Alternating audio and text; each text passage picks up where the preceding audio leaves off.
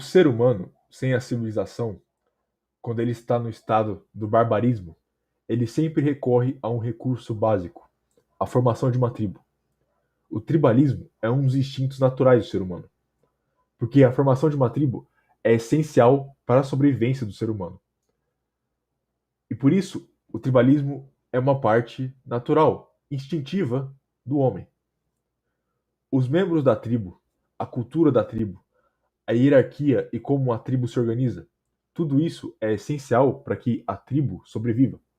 Sem isso, a tribo é destruída ou absorvida por outra tribo mais forte.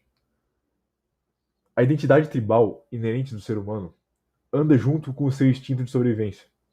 E por que isso? A explicação mais plausível é a de uma certa seleção natural. Quando o Cro-Magnon, Homo sapiens, entrou em contato com o Homo neandertal, houve uma dominação completa sobre os neandertais, que aconteceu durante cerca de 10 mil anos.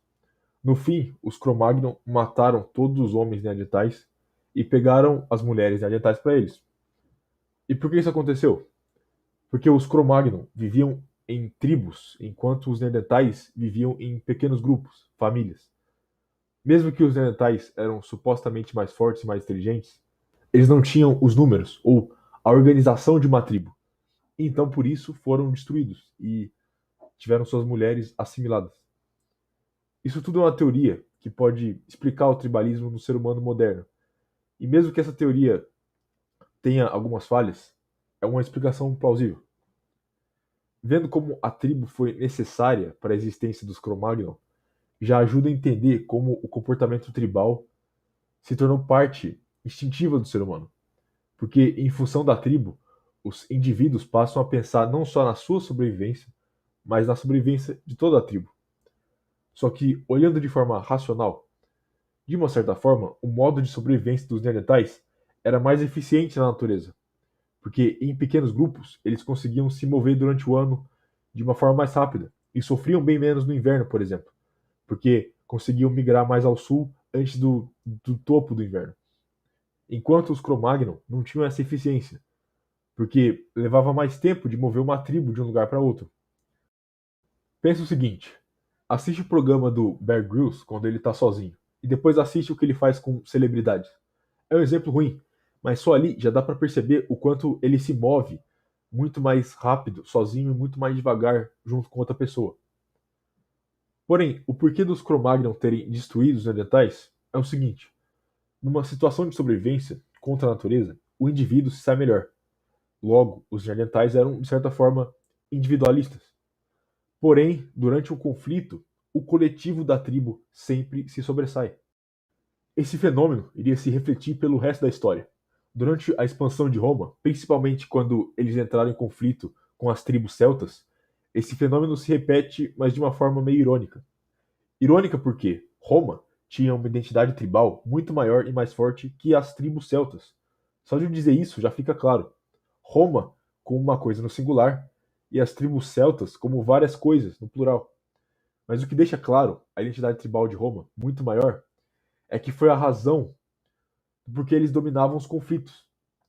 Isso se resume numa só frase: os celtas eram guerreiros, os romanos eram soldados. Veja bem, como os neandertais eram mais eficientes na sobrevivência individual, os guerreiros são mais eficientes no combate individual. Porém, o soldado, ele luta em grupo, ele luta com um objetivo junto com outros soldados. Os celtas eram guerreiros, eles treinavam o combate individual desde pequeno. Era uma cultura que valorizava bastante o duelo entre indivíduos. Os romanos eram soldados. Eles treinavam para lutar dentro de um coorte, de uma unidade, escudo com escudo. Por isso, nas batalhas de Roma contra os celtas, era o exército romano contra guerreiros celtas. Roma era a tribo. Os celtas eram indivíduos.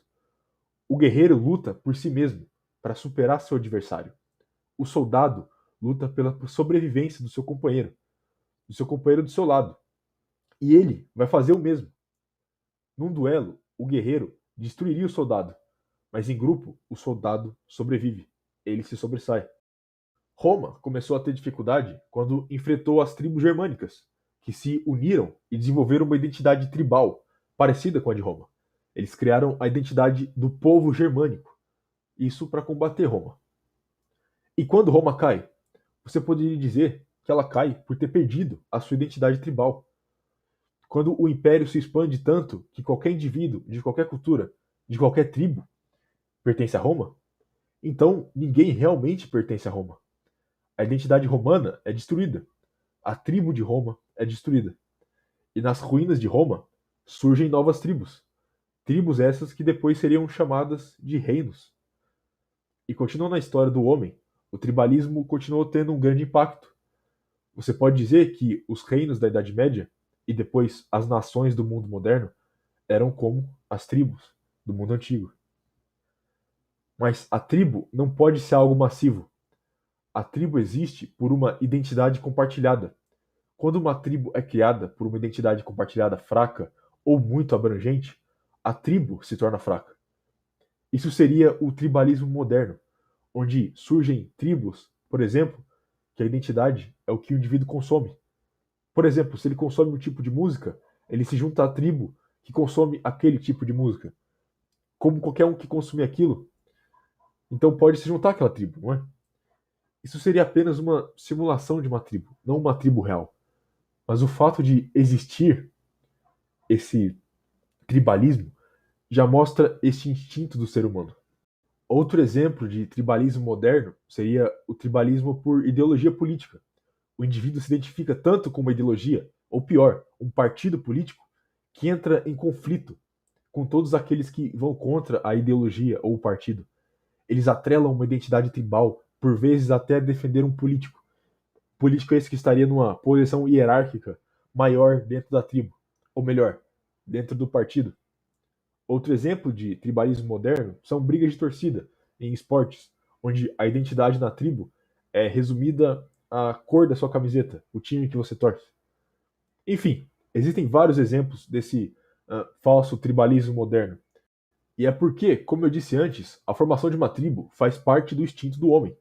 Então, quando ele vive numa sociedade massiva, gigantesca, ele vai buscar formar tribos que seriam sociedades compactas, mais naturais, para que ele tenha pelo menos algo que pareça uma tribo natural dentro da sociedade artificial que ele vive. Então ele vai e cria uma tribo de um time de futebol, ou de um partido político, ou de algum gosto musical. E ele faz isso sem perceber, de uma forma instintiva. E por que isso?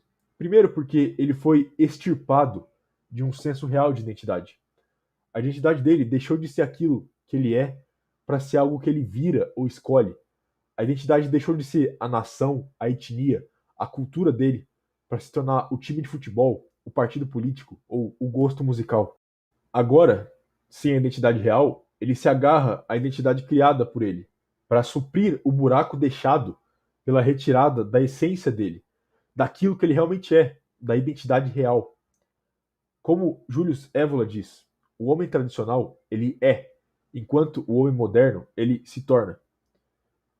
Hoje, existem pessoas e grupos que defendem o fim da civilização e a volta ao tribalismo. O tribalismo que seria natural. Porque a vida em grandes sociedades, segundo eles, é artificial e muito decadente para o ser humano. E isso seria a causa de toda a degeneração da modernidade. E que ele deveria voltar a formar pequenas tribos que compartilham uma identidade real. Porque isso é o sistema natural para o homem. Independente de você concordar com isso ou não, a realidade é que em todo lugar onde houve um colapso da ordem ou da civilização e o ressurgimento do barbarismo, o tribalismo é a maior chance de sobrevivência do ser humano. Do ser humano manter a sua identidade, manter a sua cultura, manter a sua etnia, manter a sua completa, tradicional identidade. O reflexo disso é o ressurgimento de movimentos nacionalistas identitários ao redor do mundo. Esses movimentos, na maioria das vezes, buscam resgatar uma identidade perdida de uma nação. Eles visam a restauração da tribo, a restauração da cultura, da linguagem, da etnia até. Não estou dizendo para você tirar sua roupa, pegar uma lança e sair correndo por aí junto com seus amigos. O que eu estou dizendo aqui, o tribalismo, por bem ou mal, faz parte da natureza do ser humano. E é melhor que você aceite isso. E sabendo disso, você use isso a seu favor. Veja bem, para dar outro exemplo, você pode ver que seus amigos vão ser sempre muito semelhantes a você. Exatamente porque a sua identidade tribal sempre vai te levar a buscar pessoas que se assemelham a você. Pode ser por aparência, pode ser por gosto, pode ser por personalidade. Mas o tribalismo sempre vai fazer parte do ser humano.